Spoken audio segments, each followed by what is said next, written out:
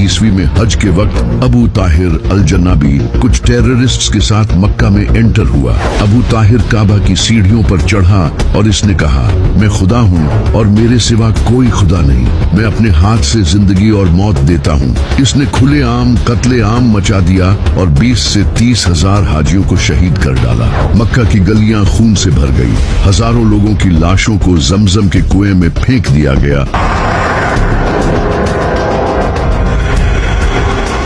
और काबा के गिलाफ को भी फाड़ डाला।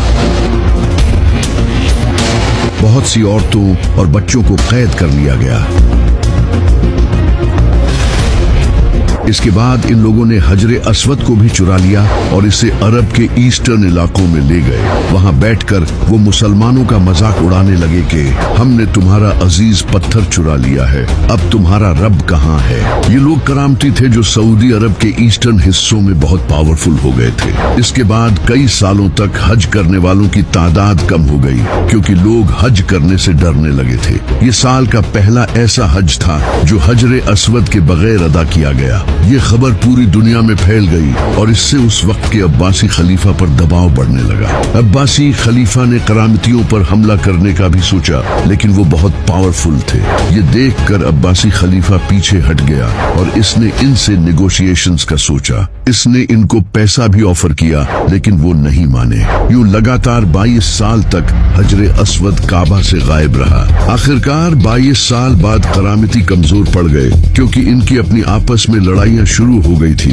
ये देखकर उन्होंने अब्बासी खिलाफत की बात मान ली और हजरे अस्वद वापस दे दिया और यूं 22 साल बाद आखिरकार हजरे अस्वद को दोबारा काबा में लगा दिया गया। इसके बाद सदियां गुजरती गई और बारिशों की वजह से मक्का में फ्लड्स आते रहे, जिससे काबा को नुकसान होने लगा। फिर 1600 ईस्वी में काबा की दीवारें कमजोर हो चुकी थी और इसी साल मक्का में बारिशों की वजह से फ्लड आया, जिससे काबा की आधी दीवारें पानी में डूब गई, जिसके रिजल्ट में काबा की छत गिर गई और भी काफी नुकसान पहुंचा। यहाँ तक कि हजरे अस्वद भी अपनी जगह से गिर गया। उस वक्त मक्का के शरीफ मसूद बिन इदरीस ने खुद से काबा की रिपेयरिंग शुरू की, लेकिन पूरे स्ट्रक्चर को दोबारा तामीर करना इनके बस में नहीं था। तो उन्होंने उस वक्त की उस्मानी सल्तनत के सुल्तान मुराद को ये सब बताया। सुल्तान मुराद ने काबा को तोड़कर दोबारा तामीर करने का हुक्म दिया। उन्होंने इजिप्ट और यमन से क्राफ्ट्समैन भेजे और समंदर पार से मजबूत पत्थर मंगवाए और इन सब को यूज करके काबा को दोबारा बनाया।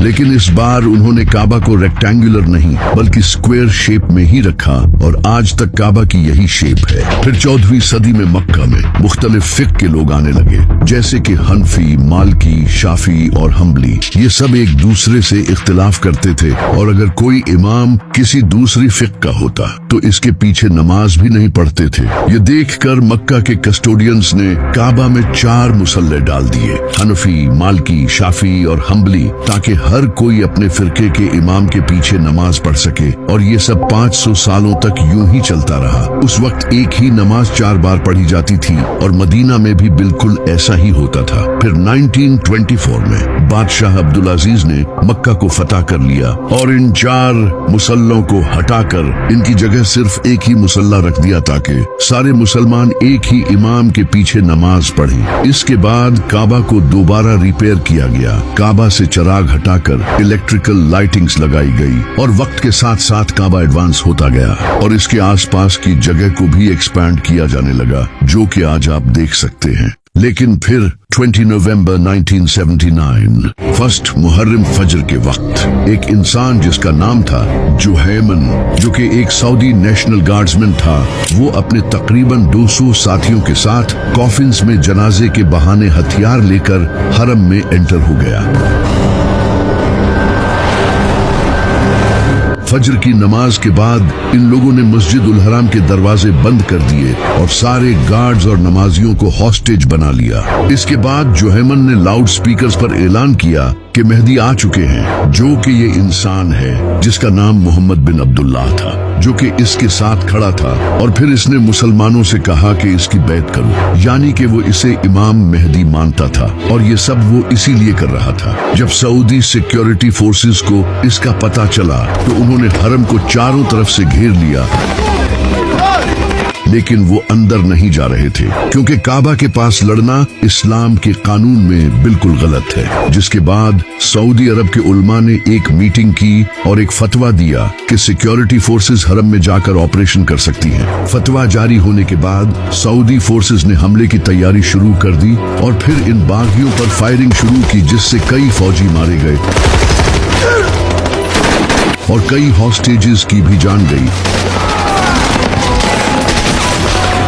क्योंकि वो बागी भी पूरी तैयारी के साथ आए थे। इनके पास नाइट विजन्स इंस्ट्रूमेंट्स थे जिससे वो कम रोशनी में भी देख सकते थे, और उन्होंने अपने स्नाइपर्स भी लगा रखे थे जो कि मीनारों की पोजीशंस पर थे। सऊदी फोर्सेस ने पास की बिल्डिंग्स की छतों से एक के बाद एक करके इनके स्नाइपर्स को निशाना बनाना शुरू किया।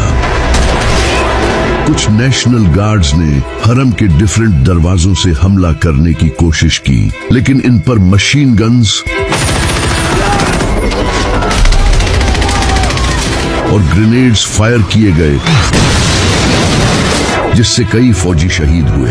ये सब 4 से 7 दिनों तक चलता रहा, लेकिन सऊदी फोर्सेस फिर भी इन्हें मारने में नाकाम रही, क्योंकि ये बागी अंडरग्राउंड टनल्स को बंकर्स की तरह यूज कर रहे थे। ये टनल्स सदियों पुरानी थी और इनमें अंधेरा रहता था, जिस वजह से सऊदी फोर्सेस इनमें जाकर हमला नहीं कर सकती थी। इसके बाद 8 दिन गुजरने पर किंग खालिद ने फ्रांस GIGN स्पेशल फोर्सेस को सीक्रेटली मक्का बुलाया। इनके एडवाइजर्स ने मक्का में एंटर होने के लिए इस्लाम कबूल किया, क्योंकि मक्का में कोई काफिर एंटर नहीं हो सकता। उन्होंने सऊदी फोर्सेस के साथ मिलकर